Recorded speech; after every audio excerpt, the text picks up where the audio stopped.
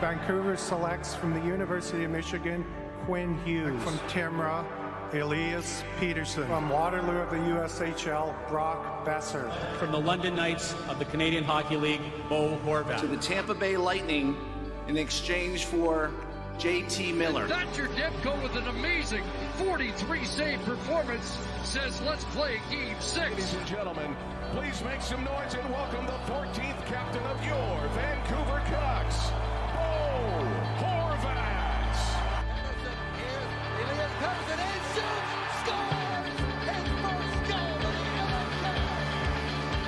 Horvath again, what a move by Horvath, scores! Bo Horvath did that!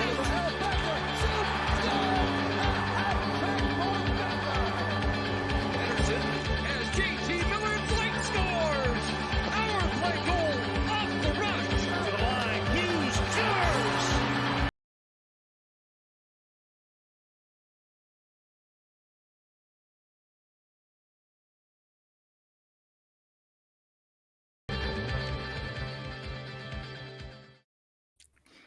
All right, welcome everybody to Inside Area 51. We've got a special pregame edition here for the Vancouver Canucks with Mike Kermode from Canucks Mafia and Malcolm and myself from Point Shots. So how are you guys doing today?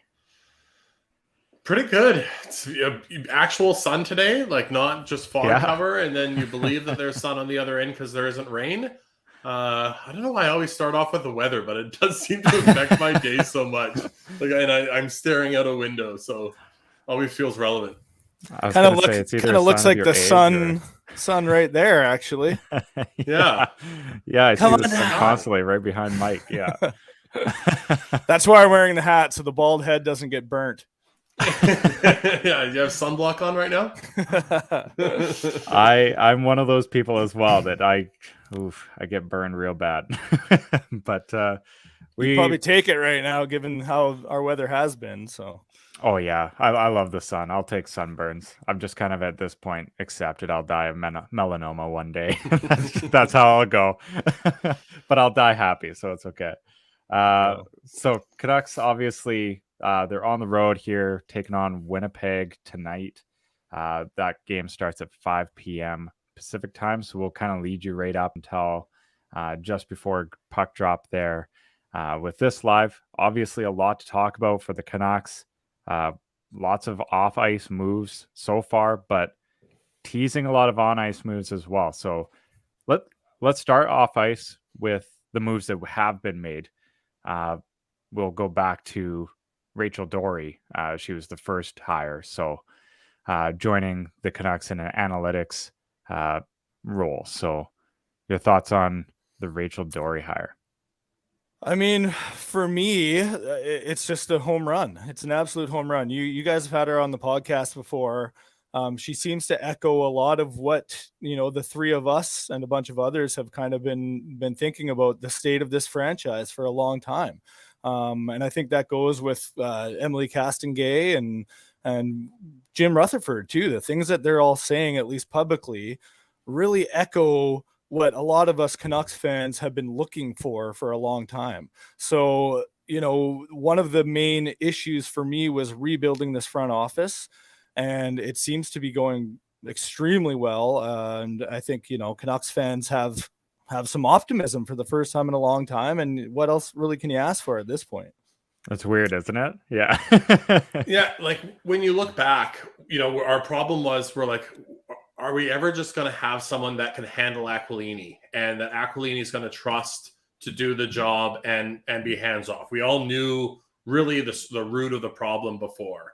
And I think immediately as soon as we had Jim Rutherford come in, my first thought was he literally just quit his job not over a year ago because the owner stepped in and said, no, you can't make this move. And instead of losing his autonomy, he said, nope, I'm good. And the fact that he is 73 years old, he doesn't need this job. He's, I'm sure, set up very well financially. He didn't come in here to undersign Aquilini's moves. And if we said, if I could have said there's one thing I need or we need out of this next management group, it was that ability to manage up. And I think confidently we can see, don't expect to hear from Aquilini for a very long time. He has done his public appearance for this decade. I don't expect to see him for, until Rutherford retires. But as Mike was saying there, it's that complete reversal. And that was kind of what I talked about too a couple of times is, he does seem to have this tendency, Aquilini has this tendency to go the completely other way. And, we joked many times like, well, shit, if it's the complete other way of what we had, then it's going to be awesome. And so far, it has. I really don't know if we could have asked for any more across the board. To have Rachel that we talked to, how frank and honest was she to us on a podcast that she owes nothing to? Now that she's building her career, you don't think that she's going to have that same backbone and stick up for her convictions that she backed up on this podcast, that she clearly has a knowledge of the game, applies analytics, but doesn't just look at the math and go, oh, okay, this is a good player, that's a bad player. It's such a breath of fresh air. Maybe that's why the weather is so nice, is it just seems so nice. Emily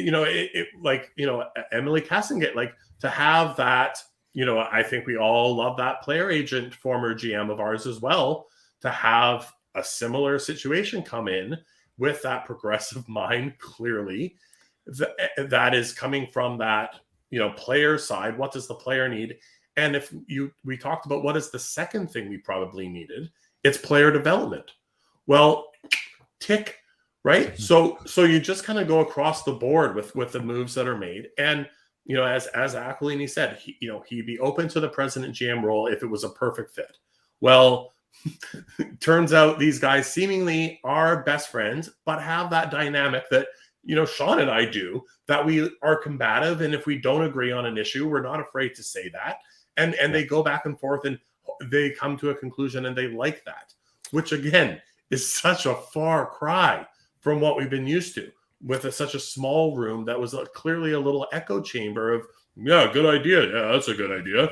And clearly a lot of back padding going on. Yeah. Yeah, no, I think absolutely. Like the more voices at a table, the better, especially if they're all qualified, intelligent. As you said, Malcolm, kind of come from different walks of the hockey universe. Like it's just, it's such a delight. It's such a change. It's so refreshing.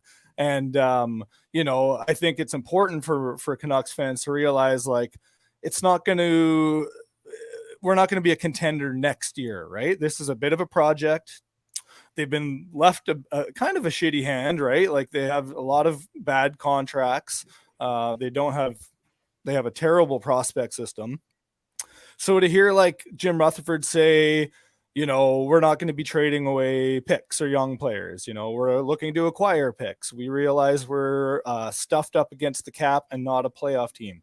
These are things that we've been saying for a long time and have gotten a lot of, taken a lot of crap over it too, right? So to hear our management actually have the same vision and kind of, feel validated that we're not crazy. The things that we've been saying all along were actually the things that needed to be done.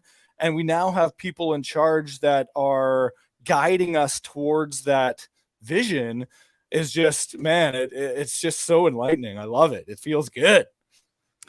One of the things that I really appreciate and like about each of the hirings is, yes, they're all frank and honest, and they come from like a different background, like whether it be analytics, whether it be as a player agent, whether it be with scouting. It's interesting to see all those voices come together, but that they all like to work with others. They all value other people's opinions, and they like to have differing ones. It's one thing to have a lot of voices.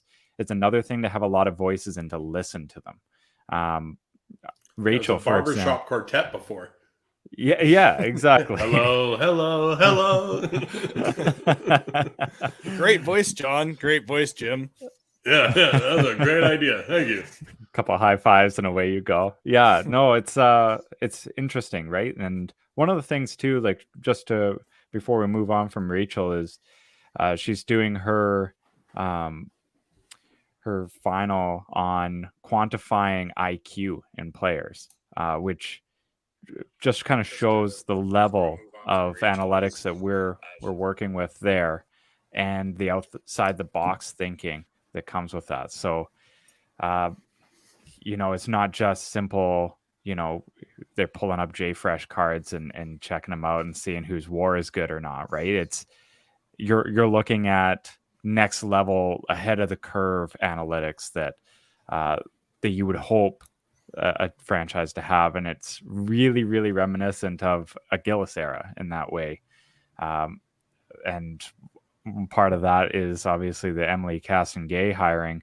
A lot of her words just felt like echoes of a past regime, and being a destination spot, how to treat the players, how to be a first-class organization all the way from top to bottom, and to have that feel.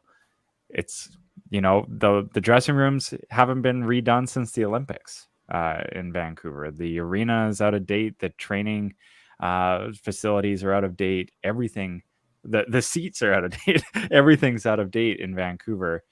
And it's nice to see that those things are also being prioritized by this group as well. Rutherford name dropping those as some of the things on the to-do list early on here. So let's kind of jump into the next guy here, Patrick Alvin, new GM, first Swedish GM. Yeah. History. So, and how fitting that that's in Vancouver, right? With our history of Swedish hockey. So I think it's cool. I mean, there were names on the kind of contenders list that I may have had above Alvin. Part of that is because I don't know a lot about Alvin. And part of that, I think too, is there's a little bit of trauma hiring a assistant general manager with a scouting background for this franchise. But the difference being, like, the fact that Rutherford, I have trust in Rutherford, and I believe what he's doing is, competent.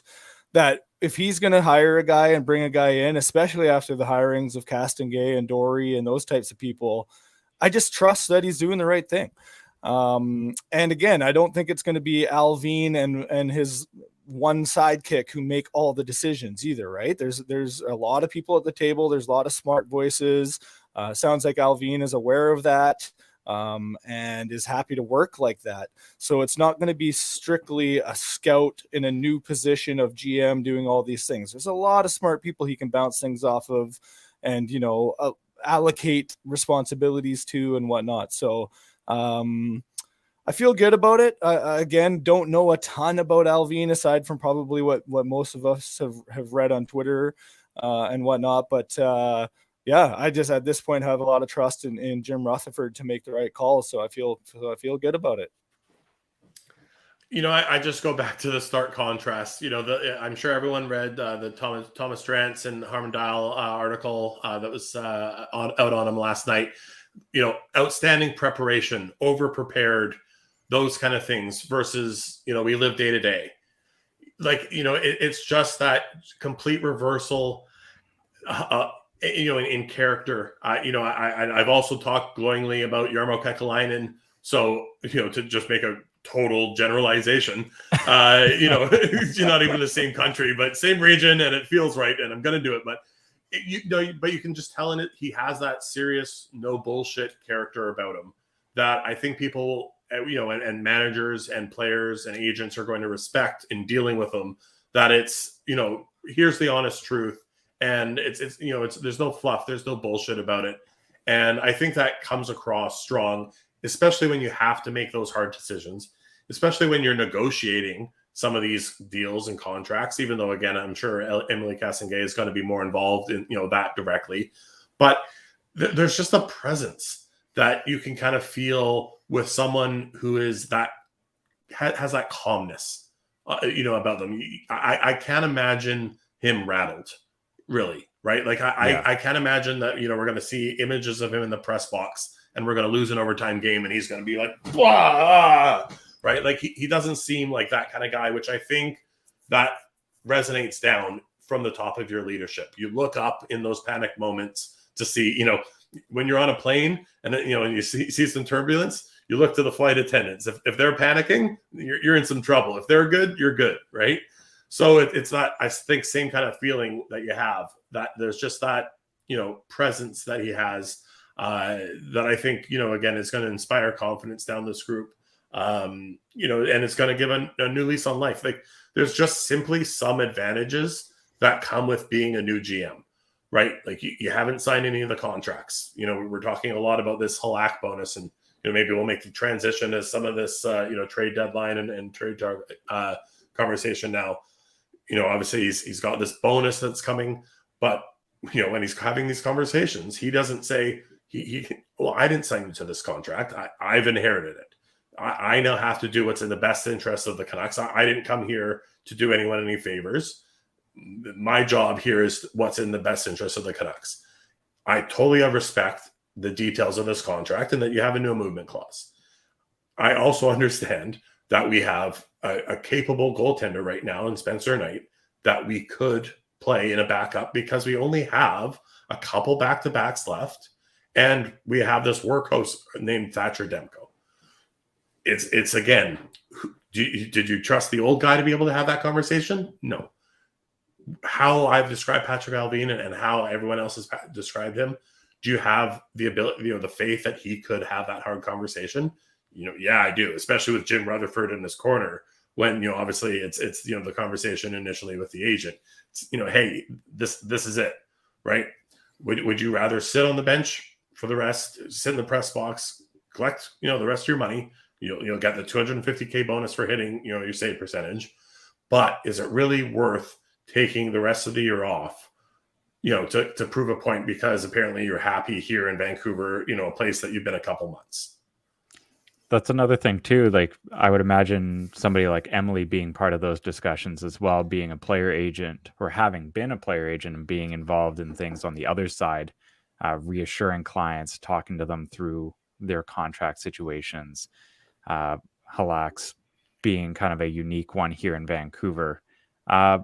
Before we transition into the trade deadline stuff, I did want to touch on quickly just how different and kind of soothe a little bit further that Allvin is very different than Benning. And I'm like you guys in the case that there was other names that I knew more about that I was really excited about when I heard them come up in this process. And guys like Matthew Darsh, for example, I was really excited to hear.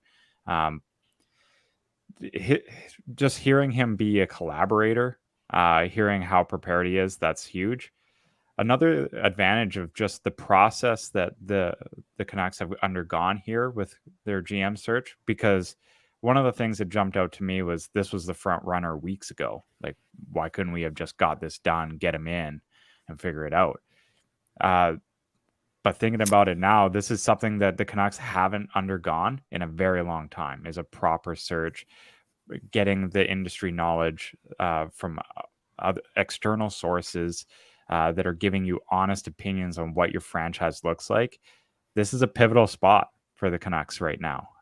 What they do going forward is going to be massive for this course. So getting those kind of minds that you respect to give you your thoughts, even if you had your guy at the outside, just to hear what other people think about what you have, and what they would do, gives you that little extra insight. Canucks haven't had that in recent memory, going back, 20 plus years, where they haven't had a guy already lined up ready to take that spot. So nice to see them take advantage of the opportunity that they had to do that. And I will say, like, Aquilini deserves some credit here. Of course, it's too late. This should have happened a long time ago. He doubled and tripled down on his guy. That was a clear failure. But the credit I will give him is that he obviously now is saying, like, well, that didn't go as planned, and that was a mistake. Now we have to do things completely different, and seems to have done that. And like I think Malcolm was saying earlier, Rutherford's not the guy who's going to come in and have to get collaborate with the owner to make decisions and stuff. So it's pretty clear that Aquilini said, okay, it's time for me to be hands off. That era was not successful. Things need to change. And he's, made the steps to do that. Sounds like he's, the fact that they're hiring all these people in the front office, he's happy to open up his pocketbook to sign these people. So I'll give him credit in that sense. Again, it should have happened a long time ago, and a lot of damage has been done. But I'll give him a little bit of credit to say, we realize that was a failure. We got to do things essentially in an opposite manner of we have been doing, and those seem to be the steps that are taken right now. There's an interesting point from his press conference. Aquilini's back, of course, saw on that fateful day that he mentioned, of course, are you open to having that larger front office with, the president and GM and staff? And he said, well, that'll ultimately be that, the president or GM's decision. And saw the president come in, and what have they done? They've made this fairly large staff right away. So even though I think there was maybe this conception that, it was Aquilini tightening the purse strings and saying, hey, no, do we need all these guys? Can you do it with fewer? And then going, oh, sure we can. Maybe that wasn't the case. Maybe it really was, the two of them going, hey, like, we don't work well. Else gets in here, they're going to call us out on our bullshit. So let's keep this going as long as we possibly can.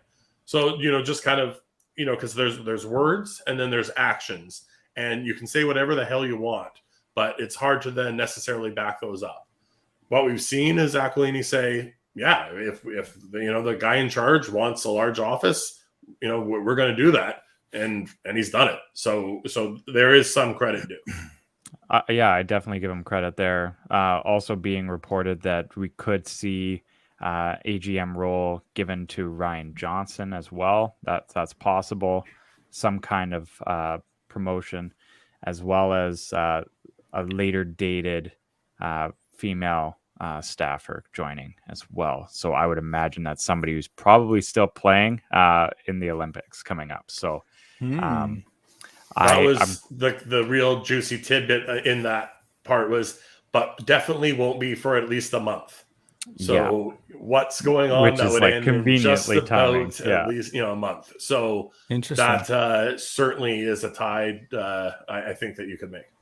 I'm really watching Marie-Philippe Poulin on that front. Her and Emily Caston-Gay have a previous relationship, obviously, with her being Emily's client. Right. So I would be kind of keeping an eye on that front. One thing I just wanted to add, as far as we're talking about this front office and the building of a pretty big team and stuff, and you still have the Sedins in there, and there's a lot of, I guess, almost speculation or just kind of questions, because they have been very quiet, at least to the public eye. There hasn't been a lot of talk about. I wouldn't say what their roles are, but more so what their roles will eventually be. Like, they're obviously climbing up, like learning the ropes and going to be climbing up the ladder. Do you guys think, like, is the expectation that, Rutherford's here to right the ship for 2-3 years and then the Sedins move into that president role? I think that's certainly a consideration. I think there was, the other part that came with, the further Sedin report is that, they're enjoying, having that kind of work-life balance right now where, they still get to see their kids grow up. They still get to have that home life. Obviously, they're not on the road, doing those kind of things that obviously wouldn't come with being, a general manager, president, co-GM, whatever it eventually could be.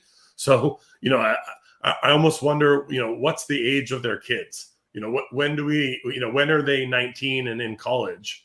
And, not necessarily him, wanting to be home to, raise the family and getting that, invaluable, irreplaceable quality time. So, if that timeline is, kind of 3-4 years, I could absolutely see it. And again, Alvin's Swedish. I think the, kind of natural progression would be he, succeeds Jim Rutherford, becomes the president, and then, whatever you want to call them, co-GMs, maybe we're so progressive at that point, we see some more of that Gillis stuff where, it's really kind of heads of different departments. So, you see, kind of two different people instead of having a general manager, right? So, again, I think there's certainly that possibility, but I think, the second comment that's always made is they're really just testing the waters right now. They don't necessarily know if this is what they, want for the, kind of second part of their life. And I think, you have to believe that at face value, because there's one thing the Sedins have always been is it's completely truthful. One thing too to keep in mind is that typically the managerial or executive fast track is typically 2 to 4 years. I do not see the Sedins on any sort of fast track. I see them more on, taking their time, like Malcolm said. Like Matthew Darsh, one of the big quotes kind of coming out of that whole scenario, and I do think he ends up being a GM out of this somewhere. I would guess Anaheim. But is that he's been the right-hand man and learning on the fast track in Tampa Bay, right? He's been there for going on 3 years now. So I would be very surprised at this point, just based on what we're hearing out of Vancouver and how they're structuring the offices, the Sedin's timelines, things like that, that it would be as fast as 3 years that they would be taking over. I could see it being a longer term, maybe even, I don't want to go this far to even predict this, but maybe more along the Smeal development path. I was where actually they're just around say, forever.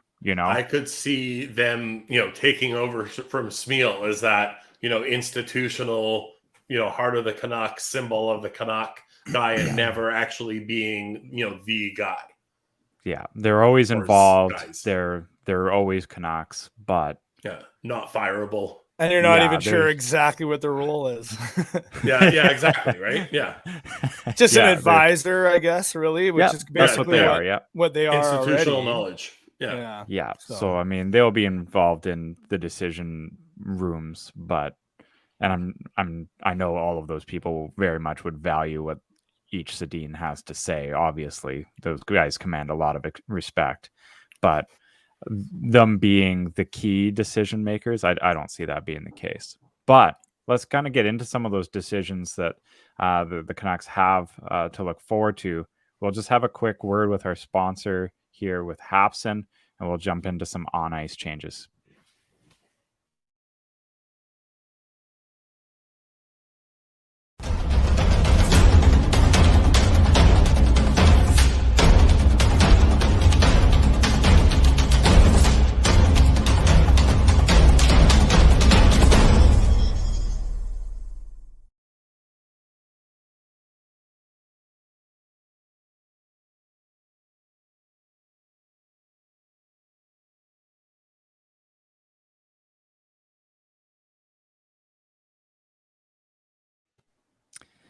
Really like that pink shirt. It's a great shirt. Great shirt. I was gonna say I am rocking the hat representing.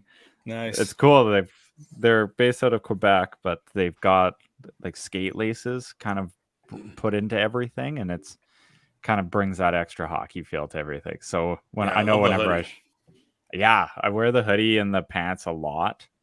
I wear them to hockey all the time, and I always get compliments on it. So they're really comfortable. I wear them around the house constantly. So yeah, so that's at hapson.ca, and you can visit our friends there. Use promo code area51 to get 25% off. So turning our attention now to the on ice. JT Miller. Yeah, I was going to say, let's start with JT Miller. There's others. The reason why I really want to touch on JT Miller first, because we're going to have to quickly go through these anyways. New report from Pierre Lebrun, that is, the word is, if you are a contender that plans to bid on JT Miller closer to the March 21st trade deadline, you better make your best offer prior to March 21st. And that's the message that's going out to all the contenders. Talks of if there are 3 or 4 pieces that they will start to consider it.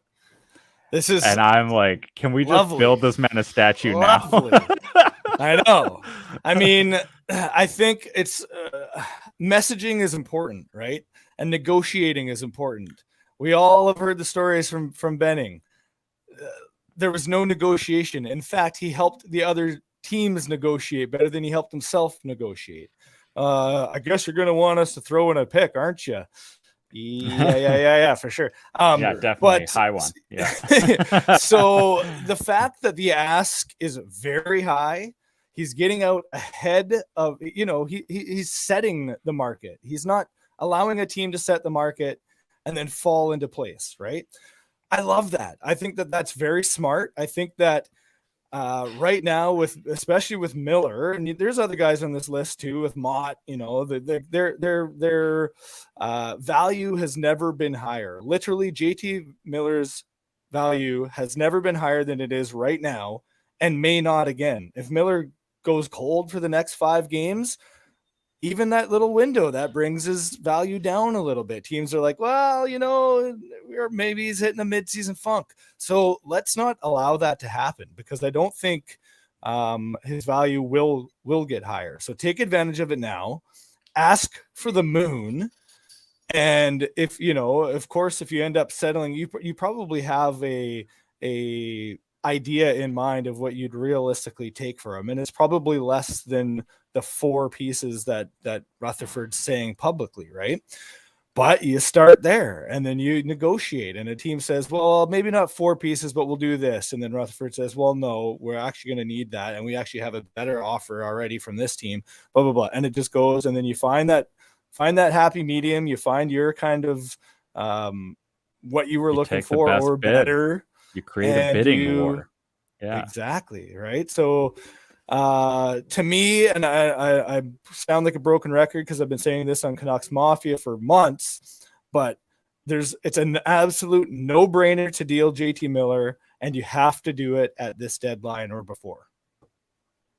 So one of the things that I think really works in JR's and the Canucks' benefit is that extra year. So they can play calm, cool, and collected, that they don't have to take any rush the best decisions. offer available.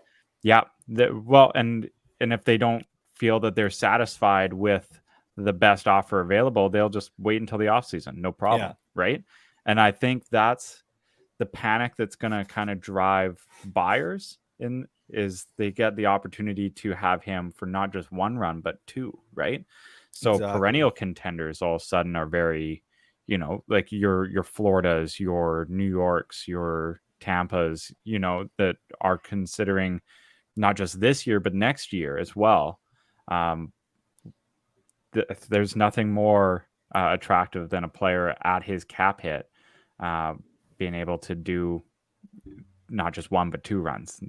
And as you mentioned too, the leverage of not being forced to have to trade him, right? Because he has that other year. So say you're getting down to the nitty gritty and Rutherford says, okay, well, we're just not getting what we need from him. So we're going to wait till the off season and we'll find a better one at the draft. That's when you might get a GM and be like, okay, fine. I'll throw in a second too.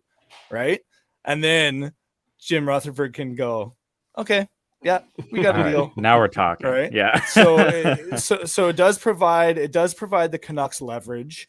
for multiple reasons. One, JT Miller is a hell of a hockey player. He's going to be the best player currently involved in the deal. Two, he's on a fantastic contract, right? So you're not trying to squeeze a crazy $9 million contract under the cap. There's a handful of teams that are competitive this year that can fit JT Miller right now without having to do any cap gymnastics, right? So that's a huge advantage. And then, as you mentioned, the extra year on his contract. We're not in a do or die situation to trade him. Obviously, as Canucks fans and for the betterment of the franchise, it is best to do this year. But if we have to ride out this year and trade him in the offseason, or even, I guess, worst case scenario at next year's trade deadline, at least it's an option. Yeah. And going back to your point, Mike, about messaging, we woke up this morning to the Larry Brooks report that, hey, what we do, price is astronomical right now. And I guess we can put, a figure on what that price is now, but we expect it to come down at the deadline. Where was Larry Brooks getting that, it's scoop from, right? We know. Yeah. What does JR do in return? Oh, well, here's our price. Let everyone know, right? Like, we've all negotiated, fantasy trades. Like, oh, you're not interested? You balked at this guy now that you've asked me for? All right, I'm going to, message and put him on the trade block. And then you get those sweats of like, oh, shit, I really should have probably just pulled the trigger then, because I know the price is going up. And, you can see it on that little extra bit, right? Like, like those are just classic negotiation tactics. And, again, as Mike said, like you set the market. What did we hear time and time again before? Well, we can't set the market, or, we can't make teams trade us. Yeah, you can. You can pick up the phone. You can initiate this stuff. And like, again, it's just that stark contrast again, right? Yeah. My personal favorite still is we don't know what the value of a draft pick. They didn't know that the actual market value of draft picks were. Or how hard it is to trade for draft picks these days when 9 other teams do it on the exact same trade deadline for probably lesser players.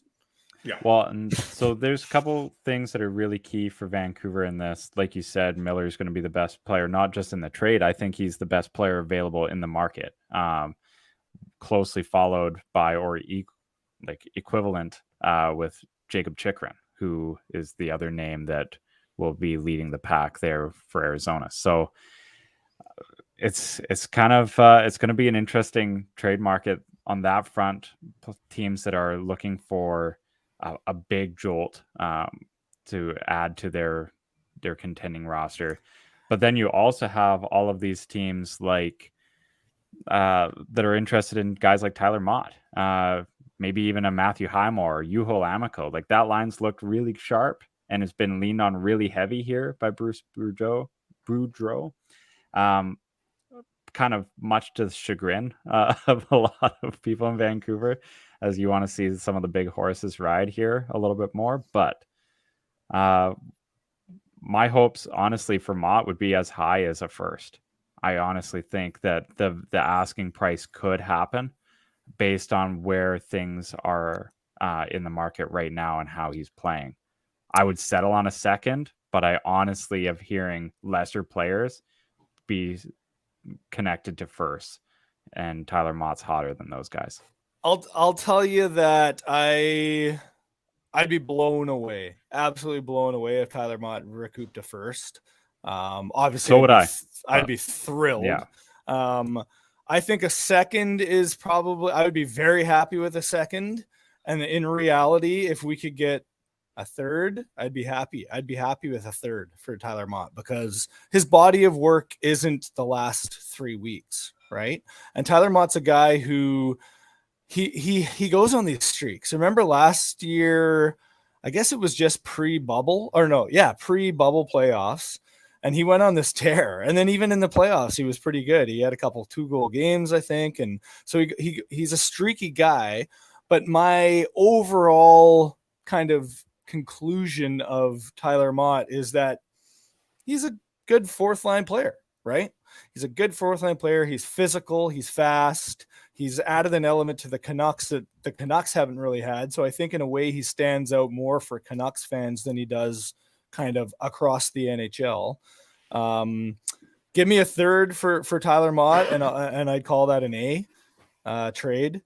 Just anything for Tyler Mott. I don't want to re-sign him at the number that it sounds like he's getting. So at this point, let's get anything. If we can get a B-tiered prospect, or a potential kind of reclamation project, like a first or second round pick and from 5 years ago who hasn't quite made it. Give me something like that, you know?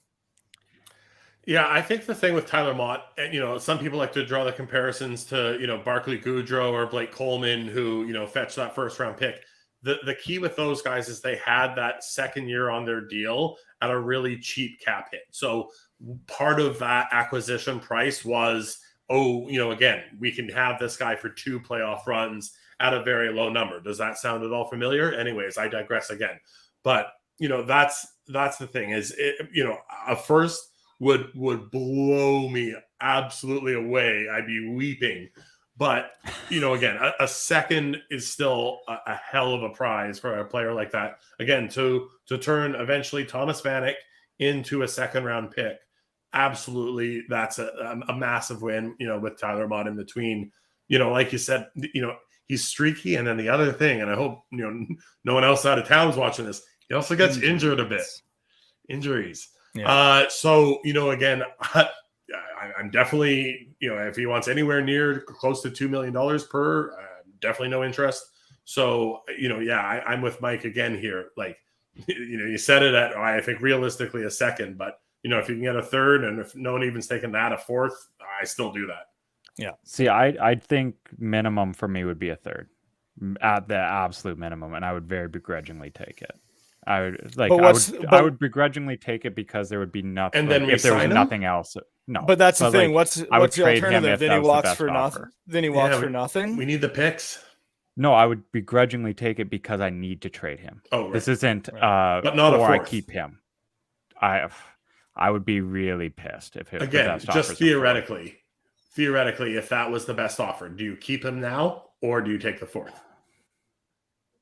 I guess you have to take the fourth, but right. See, the problem here is that I guess not the problem. I don't think his value is that low. And the reasoning is I'm seeing Nicholas Paul out of Ottawa being connected to got to pony up for a first to get Nicholas Paul. Well, I can tell you who's a lot better player than Nicholas Paul. Well, fair. Yeah, but he's a restricted free agent and a center. Well, and he's big. He sticks up for teammates. He can. He is fight. actually He's not a restricted free agent. He is a UFA at the end of the season, and he's a center left wing. But Mock can kind of also do that if you had to. But he brings that. I think PK, Nick Paul. That speed I think Nick Paul has shown he can score better than Tyler Mott too. I don't know. I don't have the stats in front of me, but I do think Nick Paul probably has more points and goals on average than Tyler Mott. The fact that he's, Tyler Mott he's a physical player, but he's physical at, what is he, 5'10"? So he goes around and hits, but he doesn't hurt people with his hits necessarily, right? And he doesn't really scare people with his physicality, where Nick Paul's a big boy. I've seen Nick Paul fight. I've seen Nick Paul stick up for teammates. I like that kind of aspect to Nick Paul's games. And I think that's where Tyler Mott is different from the Barclay Goodrows and the Blake Colemans in that sense too, where those guys they have a little more scoring prowess. They're bigger bodies. They can skate. They're physical. Yeah, just a tier above where I would put Tyler Mott, I'd say. One thing Which is fair. I'm just sorry to interrupt. I pulled up his stat line here. He's got 6 goals, 3 assists on the year for 9 points in 35 games so far, but he's a minus 15 as well. Yeah, that's also partly just playing on Ottawa. That said, is Vancouver much better? Fair enough. Yeah. Right. As my counter argument. Again, I'd also be surprised if Nick Paul got a first. I would be typically, these are our asking prices, right? Like, the 3-4 pieces for JT, right? So that's where I can see like a second being a much more reasonable, but that's where I would set the market, much like Ottawa has, and say a first for Mott, you can have them right now. And the previous 2 seasons, Nick Paul in 56 games has had 20 points. Right? 9 goals, 11 assists, 5 goals, 15 assists. Roughly around the same age. Nick Paul's 26. So yeah.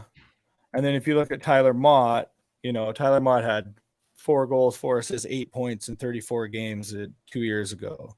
24 games, 6 goals, 3 assists for 9 points. So, and the fact that Tyler Mott's played so few games too, right? So that goes to the injury, injury situation that Malcolm was talking about. So again, I put Paul on a tier above Tyler Mott, and I also don't think Nick Paul will get a first. The only way that I see this happening, Nick Paul getting a first, is because it's a team like Tampa or Colorado or something who we've seen in the past are just like, man, we have this window to just win multiple cups that our draft picks don't even matter.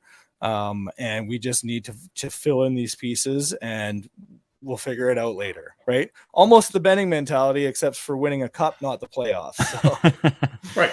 Well, and honestly, if I'm Tampa, I'm looking at both guys and Lawson Krause, to kind of fill in that lost third line, that once had Barclay Goodrow and Blake Coleman and the like. So totally. But anyways, and I think, just one last thing is, I think what happens too is, say a team with, who might have a middle round draft pick or early 20s draft pick. Now their second round pick, so if they're asking if they want a second from that team, and then Tampa's like, well, yeah, we'll give you a second. Well, Tampa's draft pick's going to be in the last 3 of the team. So in order for Tampa to do that, they have to hop up a full round ahead of these teams to get their guy.